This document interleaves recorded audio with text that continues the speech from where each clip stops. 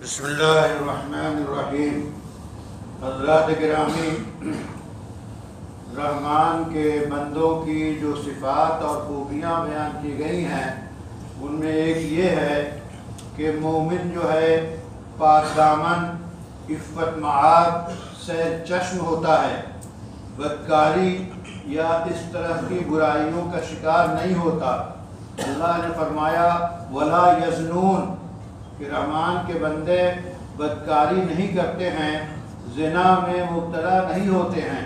وَمَنْ يَفْعَلْ ذَلِكَ يَلْقَ أَثَامًا، اور جس نے ایسا کچھ کیا تو وہ سزا کا مستحق ہوگا۔ زنا ایک اخلاقی، سماجی، معاشرتی جرم ہے، وہ حرام ہے اور اس پہ اسلام کی سزا انتہائی سخت دنیا میں بھی رکھی گئی ہے کہ اگر غیر شادی شدہ جو ہے لڑکے اور لڑکی زنا کا ارتکاب کرتے ہیں تو انہیں 100 کوڑے اسلامی ریاست میں مارے جائیں گے، اور اگر شادی شدہ بدکاری کا شکار ہوتے ہیں تو ان کو رجم کیا جائے گا، یعنی سنسار کر کے موت کے گھاٹ اتار دیا جائے گا۔ ایسی سخت سزا ہے۔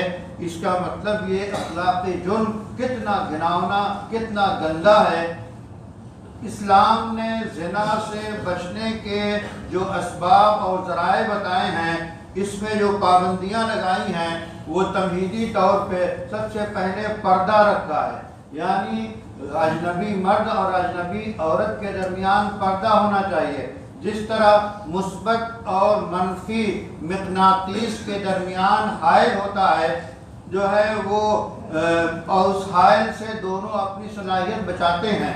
میگنیٹ جو ہوتا ہے نگیٹو اور پازیٹو، تو بیچ میں ایک حائل رکھ کر ان دونوں کی صلاحیتوں کو بچایا جاتا ہے۔ اسی طرح اجنبی مرد اور اجنبی عورت کے بیچ میں پردہ جو ہے ڈال کر دونوں کی صلاحیتوں کو بچانا اور قوتوں کو محفوظ رکھنا ضروری ہے۔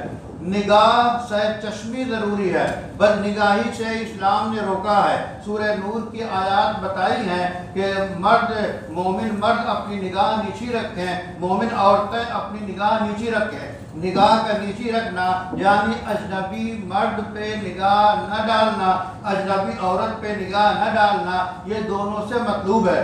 اسی طرح تنہائی میں رہنا، مرد اور عورت جو اجنبی ہیں خلوت میں تنہائی میں رہنا حرام ہے، چاہے وہ بڑے سے بڑے کوئی بھی اپنے بڑپن کا دعویٰ نہیں کر سکتا۔ یہ اسلام کا حکم ہے کہ متقی اور پرہیزگار کوئی بھی مومن اور مومنہ ہو، اگر اجنبی ہیں تنہائی میں نہیں رہ سکتے، وہ حرام ہے۔ پھر یہاں سے بہت سارے مسائل اٹھتے ہیں آج کل ملازمتوں کے، جو ہماری بہنیں ہاسپٹلوں میں، نرسنگ ہوموں میں، ہوٹلوں میں اور جگہوں پہ کام کرتی ہیں، تو ان کے حساب سے جہاں تک ہو سکے ان کے لیے پردہ ضروری ہے، اور اول تو ایسی ملازمتوں کے بارے میں سوچنا چاہیے۔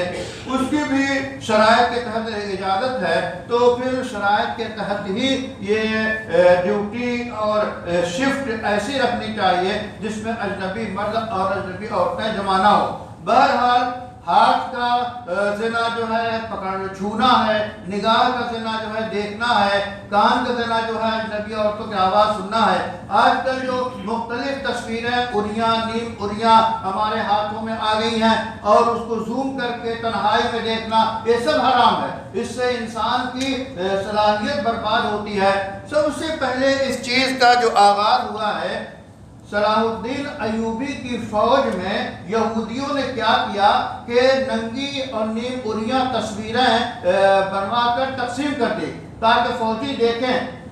صلاح الدین ایوبی کو پتا چلا کہ فوجیوں کی صلاحیت کم ہو رہی ہے، جائزہ لیا گیا تو یہ جو ہے حرکت ہو رہی تھی۔ تو گویا اس طرح کی چیزوں میں مبتلا ہونے سے انسان کی جسمانی صلاحیت بھی ختم ہوتی ہے، اخلاقی صلاحیت بھی ختم ہوتی ہے۔ بہرحال رحمان کے بندے وہ ہیں ولا یزنون کہ وہ بدکاری میں مبتلا نہیں ہوتے۔ وَمَن يَلْقَ ذَلِكَ أَثَامًا، اور جو ایسا کرے گا وہ جو ہے سزا اسے دی جائے گی، سزا پائے گا۔ اللہ سے دعا ہے کہ ہمارے معاشرے کو پاک دامن، عفت مآب اور بہترین پاکیزہ ماحول اور سماج بنا۔